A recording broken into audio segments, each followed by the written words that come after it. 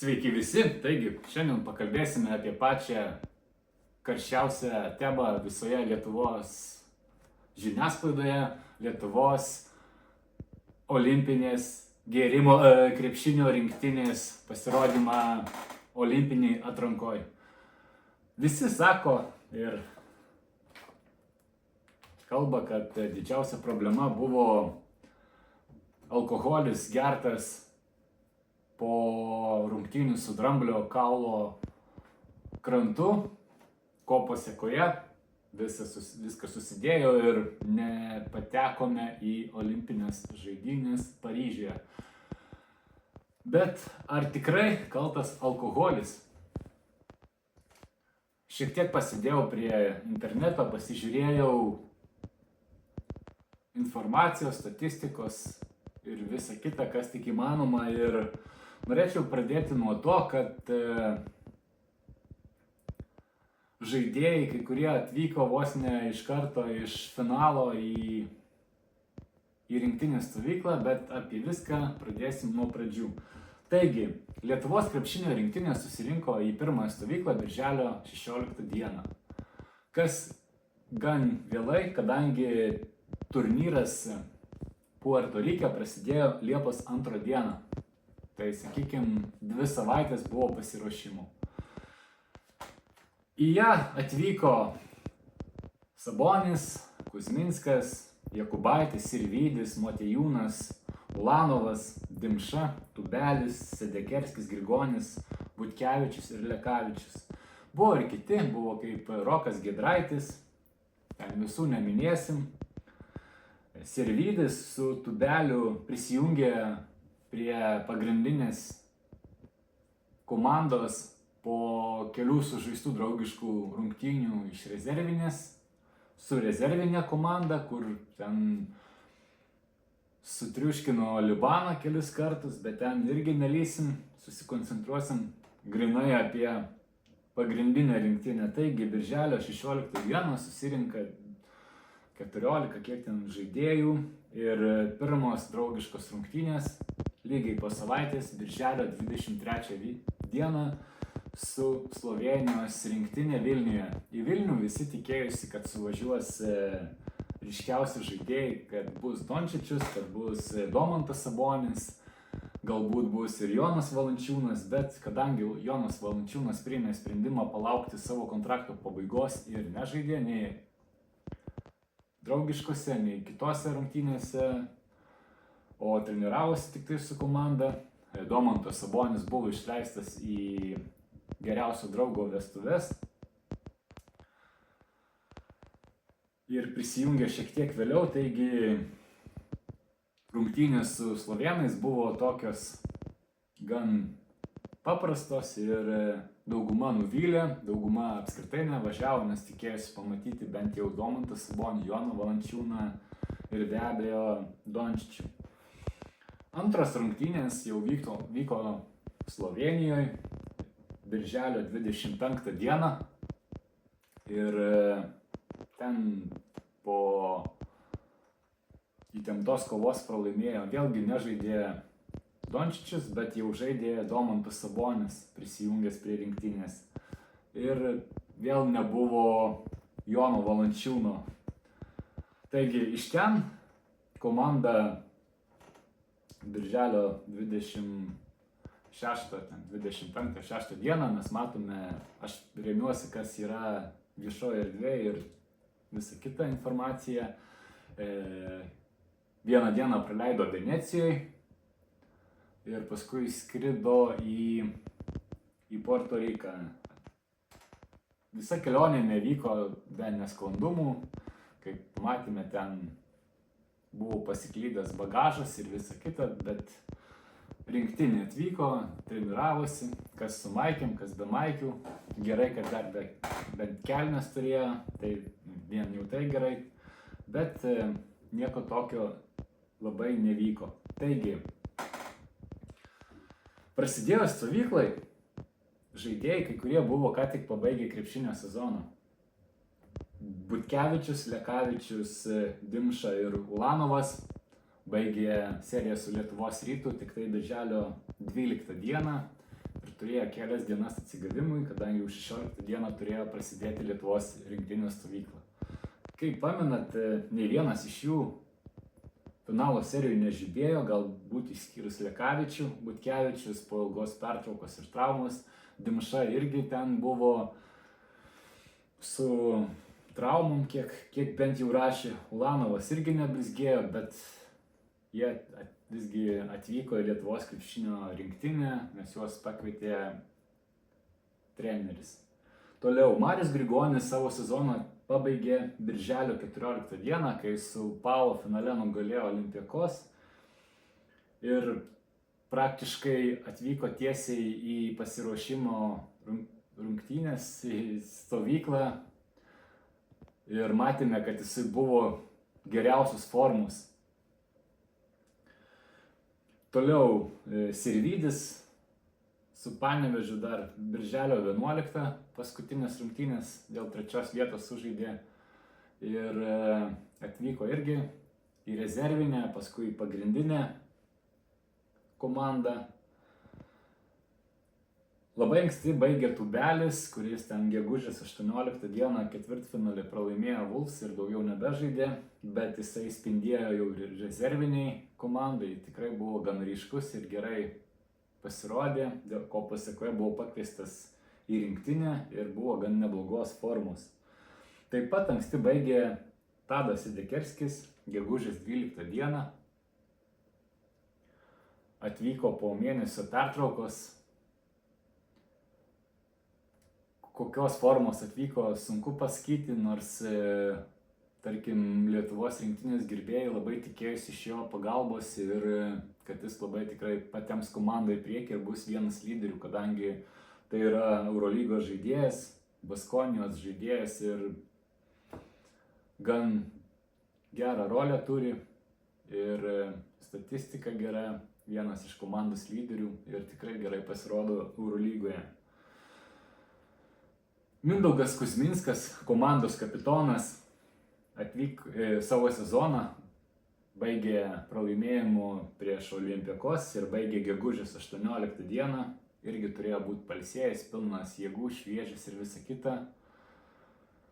Galbūt Kuzminsko paskirimas komandos kapitonų šiek tiek keistas, kadangi žmogus, kurį visas jo karjerą kaip krepšininko dauguma ekspertų ir trenerių ir žaidėjų ir visa kita minėjo, kad pas jį labai toks geras charakteris, kaip mes matėm, tas geras vaibelis komandų ir visa kita, paskirtas komandos kapitonu, šiek tiek keista, bet čia trenerio pasirinkimas ir turim, ką turim. Toliau Donatas Motiejūnas, pagaliau matėme vėl rinktinėje, faina, kaip jisai mėgavosi krepšinio, mėgavosi dėmesio, pagaliau po visų tų ilgų visokių nesąmonų su tais treneriais, kai kviečia, tai nekviečia, tai dar kažkas tai atvyko, bet irgi Monako komandoje tapo Prancūzijos čempionu ir baigė savo sezoną taip pat birželio 12 dieną. Toliau vienas iš komandos turėjusių tapti lyderių savo sezono baigė beveik likus 2 mėnesiams iki stovyklos pradžios ir paskutinę savo rungtynę su Kings sužaidė balandžio 19 dieną. Taigi dauguma, sakykime, žaidėjo, bent jau beveik pusė komandos atvyko praktiškai po finalų ir tik tai, kas čia Tubelis, Sidekerskis, Sabonis ir Kuzminskas baigė anksčiau, prieš mėnesį. Dar Jakubaitis Barcelonoje, kur irgi neturėjo didelės rolės visą sezoną, daugiau praleido ant suolo, pasitikėjimo prarado, kai išėjo iš Šarūnui Jasikevičiui. Savo sezoną pabaigė birželio 2 dieną ir turėjo 2 savaitės iki rinktinės komandos. Kaip matėme, geriausią formą turėjo Grigonis, vos po pasibaigus sezonui, net ir neturėjo to sezono pabaigos, atvyko tiesiai į rinktinę. Visi kiti, kurie turėjo didžiausią pertrauką, atvyko prašiausios formos. Kaip matėme, Domantas Sabonis buvo ne formoj, kai buvo teigiama, kad jisai turi tokią traumą ir galbūt tai ir sutrukdė, bet visa kita yra keista, nes dauguma žaidėjų buvo visiškai be formos, visiškai be jokio noro, be jokio užsidegimo. Taigi dabar reikime prie Puerto Riko. Puerto Rike komandos buvo susitikę draugiškam mače už uždarų durų. Ir kaip sakoma, tas rungtynės laimėjo Lietuvos rinktinė. Puerto Riko po laimėto finalo labai džiaugiasi, kad pamatė jų derinius, Lietuvos derinius ir visą kitą. Ir dauguma iš 3 milijonų ekspertų sako, kad tai ir buvo labai didelė klaida, kadangi parodė visus derinius, parodė visą kitą, ten minima zoninė gynyba ar dar kažkas tai. Ir žodžiu, tai iki kelių dienų prieš tai, vakar, užvakar, buvo pagrindinė priežastis įvardyjama, kad Lietuvos rinktinė atskleidė savo derinius rungtynėse su Puerto Riku, draugiškose. Bet tie visi, kurie taip kalba, pamiršta vieną dalyką, kad dabar vyksta pasiruošimas olimpiniam žaidynėm ir visos komandos dalyvaujančios jau olimpinėse žaidynėse žaidžia viena su kita ir nemato dėl tų problemų. Amerika žaidžia su visais, su Prancūzija, su Serbija, ten Pietų Sudanu, su visom ir nemato tuomet jokios bėdos dėl atskleistų neva kažkokių tai derinių, nemato kažkokių problemų dėl formos ar dar kažko tai. Lygiai taip pat serbai, lygiai tie patys prancūzai, kurie iki šiol pralaimėjo visas 4 draugiškas rungtynės, jie nieks nemato tame problemos ir greičiausia tai čia tik tai eilinis ekspertų, pseudo ekspertų, lovos ekspertų nuomonė, kuri greičiausia nepagrįsta. Toliau, taigi, turnyras prasideda Liepos 2 dieną, sunkiai, bet įveikiama Meksikos komanda. Pirmas laimėjimas sunkus, bet laimėjimas, komanda nepatenkinta, bet visgi pergalė yra pergalė ir laukia dienos pertrauka ir Liepos 4 dieną, bent jau ten pagal Puerto Riko laiką dienos pertrauka, o pagal faktą ten buvo likę 20 valandų ar 22 valandos iki, žodžiu, iškart kitą dieną žaidė su Dramblio kaulo krantu, kuriems tai buvo pirmos rungtynės, jie buvo šiek tiek šviežesni ir buvo labai sunkiai, bet įveikta ir grupėje užimta pirma vieta, kas leido turėti sąlyginai silpnesnį varžovą ir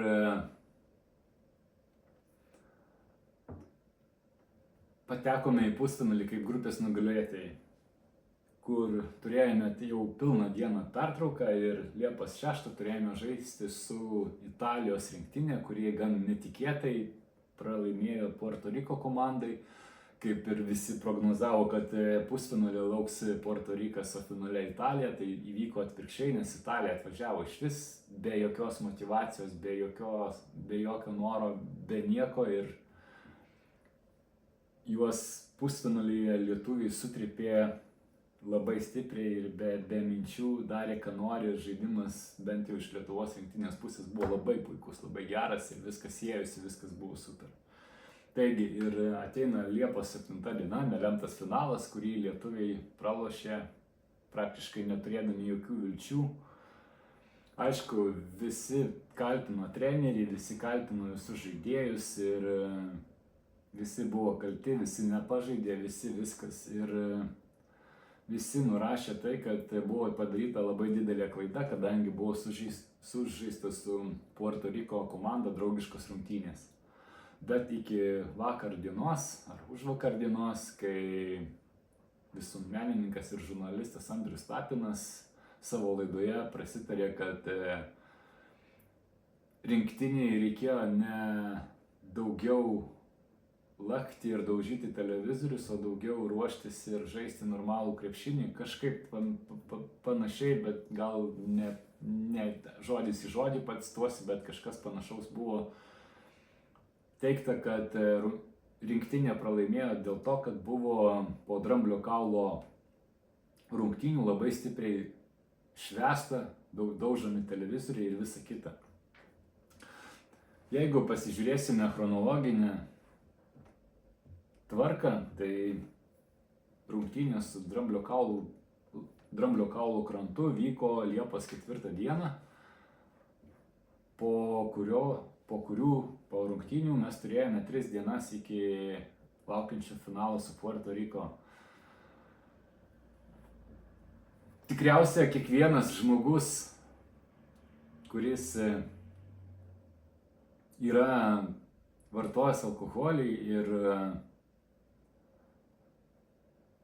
sportavęs ir žaidęs turnyruose, tai žino, kad sunkiausia buvo sunkiausia pirma diena, paskui atsigauni, kuo toliau, tuo geriau, bet pirmas dalykas, kuo tu esi profesionalesnis sportininkas ir kuo geresnis tavo organizmas išlaikomas, tuo greičiau atsigauni, nes buvo kaip tik paminėti jauni žaidėjai. Ten žaidėjų nebuvo minima, kas ten dalyvavo, iš ten komentarų ir visokių tai sąmokslo teorijų žinovų buvo daug žaidėjų minima, aš neminėsiu, nes nežinau. Ir pirmiausia, tai tikrai buvo labai kažkaip prašauta su datom Liepos 4 ir Liepos 7, tai yra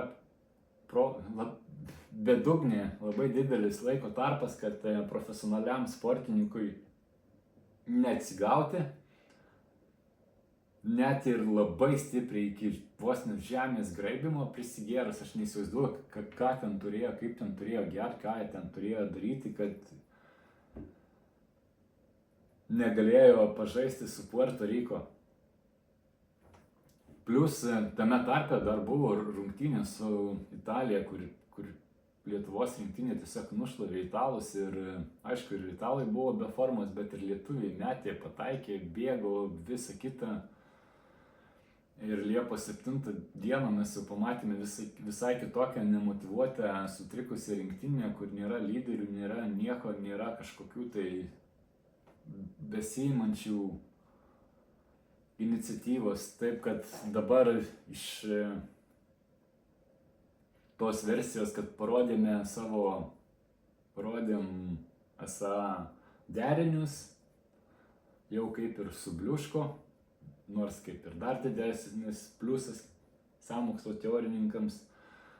Versija verčiasi į tai, kad rinktinė tiesiog pragėrė finalą, pragėrė savo galimybę dalyvauti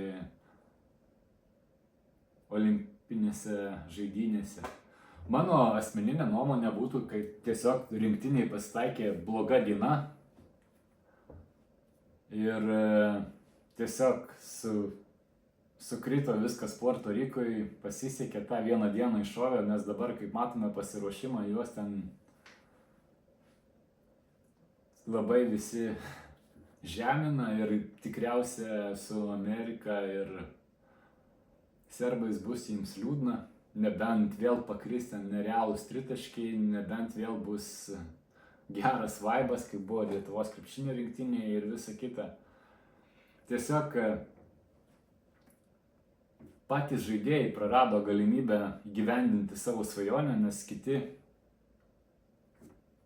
kurie dar jaunesni, galbūt dar turės galimybę, kaip tarkim Tubelis, kaip Sirvydis, Jakubaitis, tikriausia rinktinės senbuviui Kuzminskui, Motiejūnui, tikriausiai Grigoniui, tai buvo vienas iš paskutinių šansų patekti į olimpinės, Butkevičiui, Dimšai, Ulanovui, tikriausiai tikrai jau buvo paskutinis, Lekavičius tikriausiai irgi.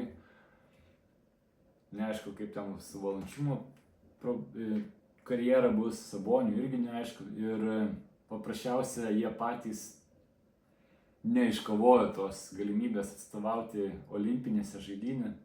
Nes aš tikiu, kad kiekvienam sportininkui vis tiek tas komandinis žaidimas, tas geras kontraktas yra didžiausias kaip ir karjeros pasiekimas, bet vis tiek žaidimas rinktiniai, o juo labiau olimpinėse žaidynėse, pabūtoj visoj auroj, visoj toj olimpinis kaimelis, atidarymo ceremonija, visa kita, tai yra pati svarbiausia, tai kaip tas yra svarbiausia nelaimėti, o dalyvauti, o Lietuvos rinktinė būtų tikrai ir buvo nusipelnius dalyvauti, dėja pasitaikė juoda diena ir tikriausiai tikrai ne dėl alkoholio, o tiesiog juoda diena pasitaikė ir viskas. Tai vat, ko gero, šį kartą tiek, laukiu jūsų komentarų ir labai norėčiau gražių ir konstruktyvių komentarų, ne kaip paskutinio video, kad ten labai įdomių dalykų prirašyt, bet prirašyt tai prirašyt, kam galėjau atsakiau, kam jau nežinau, ką atsakyti, neatsakiau, nes kartais būna įdomus komentarai, kur ten tu traumuotas, jo, aš traumuotas, sergu, biuleteniai dar esu, tai gal ir tiesą rašyt, bet šį kartą lauksiu tikrai konstruktyvių komentarų su analizėm, su pagrįstom teorijom ir visa kita. Taigi, linkiu jums gerų olimpinių žaidynių, nedaužykite televizorių ir iki.